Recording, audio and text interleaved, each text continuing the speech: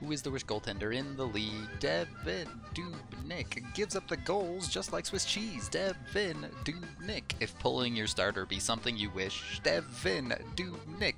Put him in net and he'll throw a fit. Devin Dubnyk. The mild suck. The mild suck. The mild suck. The mild really suck. Avs win over the Minnesota Wild 5-1.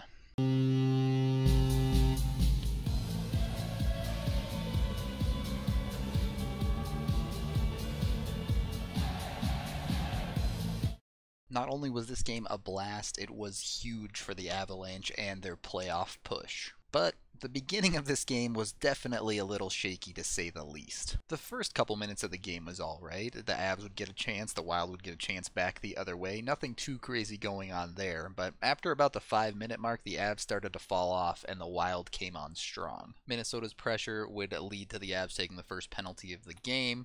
The Avs would kill the penalty in large part thanks to Varley. If you go back to the minute before the penalty as well, Varley made 7 saves in a 3-minute span, so he was getting a workout in the first. Minnesota would continue their push for a little bit after the power play, but shortly after that, things would calm down for both sides. Up to the 15-minute mark, the Avs really hadn't generated much. After those good chances in the first couple minutes, they had just 2 shots on goal and 8 shot attempts total with 5 minutes left to go in the first. As if on cue in the final 5 minutes, the Avs often seem to pick up their play, and this one is no different. Despite the lack of offense up till now, it would be the Avs that break through first, and we should probably tell all of our rookies that we're playing the Wild every night, because they seem to dominate against them. Warsofsky collects the puck in the D zone and makes a nice bank pass out to Compher into the neutral zone. From there, Compher's just going to go beast mode in here, carrying it himself, going through the defense, even getting hooked, getting a call, and then just snipes on Dubnyk up high.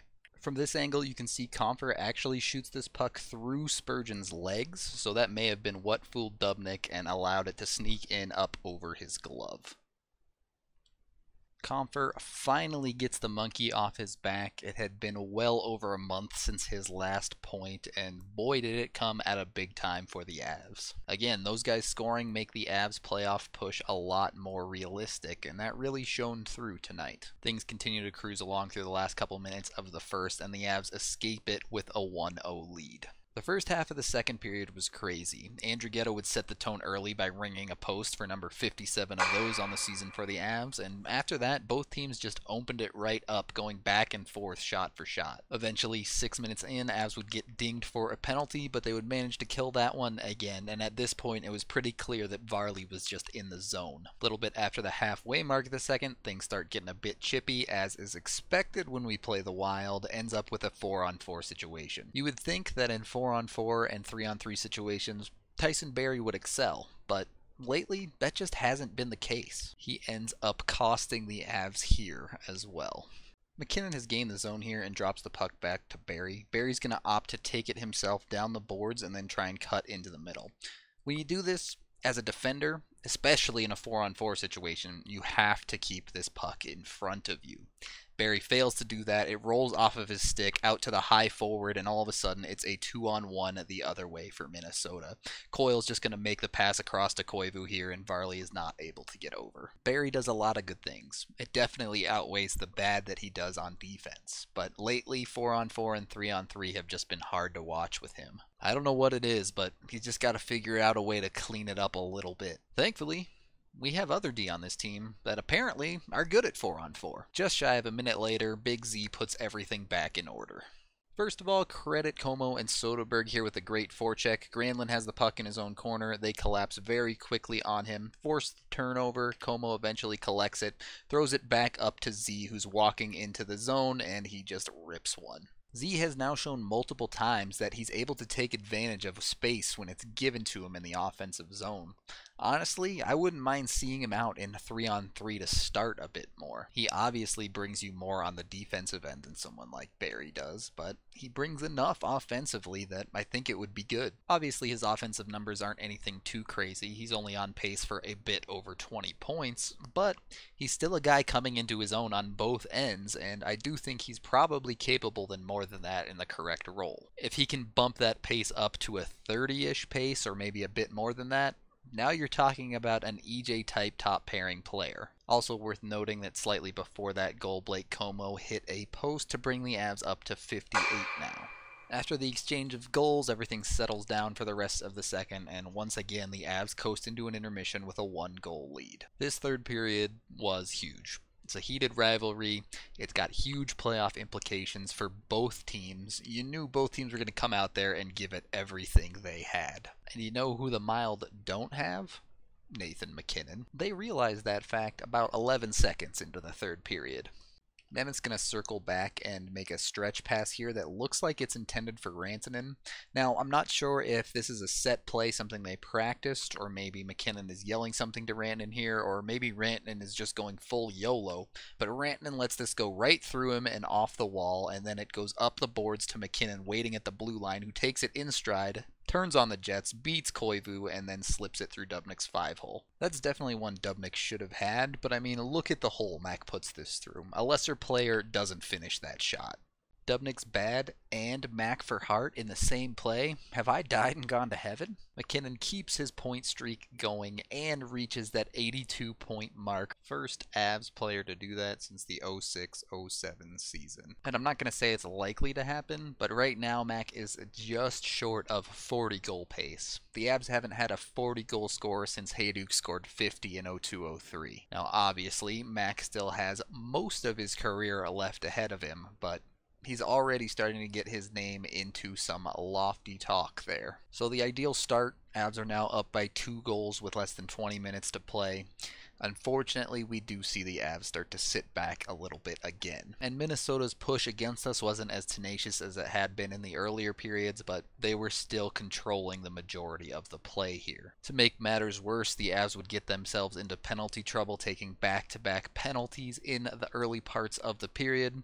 They would kill them both, again thanks to Varley, and this time with a little help from Mr. Post. After those 2 kills, the Avs would get a bit of a makeup call and get a power play of their own, but it wouldn't look pretty. In fact, it would take another post to keep the Wild from scoring a shorty. Alright, but fair is fair. Both teams hit 2 posts in this game, so we're even. At that point, Minnesota let their tempers get the best of them a little bit and would give the Avs an additional power play, and this time the Avs would put it away. Andrew Ghetto's going to feed Girard here for a one-timer, but keep your eyes on Compher coming through the slot here. He's going to get caught up with some contact and end up falling over. As he's falling over, he's already recognizing a rebound coming right out to him. Not only does he manage to corral this puck, he manages to face himself towards the goal and flip it up into the top shelf. Minnesota did challenge this play for goalie interference, and you are clearly going to see some contact between Soderberg and Dubnyk.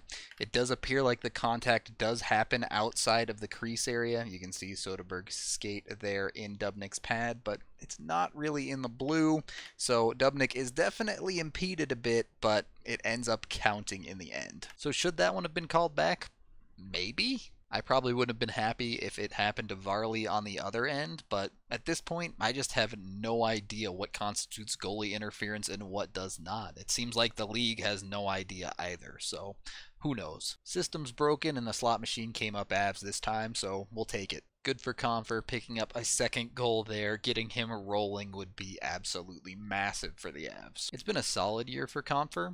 Obviously, there's some major offensive inconsistency in the second half, but if he can pick it up a little bit down the stretch and get that point total up over 30, that's pretty good. So that pretty much put the lid on this one for the Avs. The Wild would get salty and take another penalty later in the game, and just for fun, the Avs decide to make them pay again with another rookie Wild killer.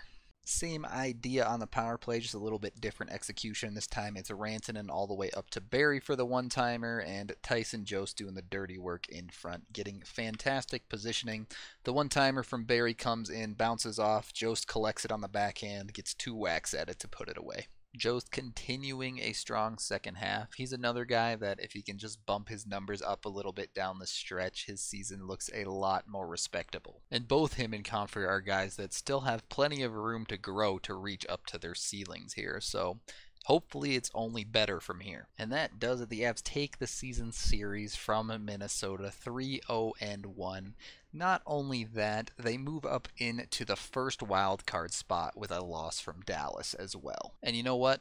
While living's good, let's dream big. The Avs are only 3 points behind Minnesota for the third place spot in the Central Division. We're coming for you, Minnie. I mean, there's an argument to be made that it would be better to stay in the first wildcard spot and play Vegas in the first round, but shh. And let's not get too ahead of ourselves here. The Avs are still by no means in the playoffs for sure. They do hold their own destiny, but they have to earn it. With games like this one, though, they're starting to create a lot of believers, including me.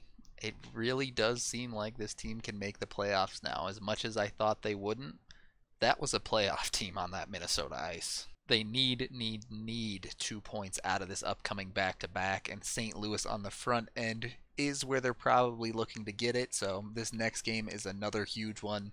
Hopefully they can pull it through. That is the end of this game video review. Thank you for watching. I'm Rudo3, and I am not very musically talented.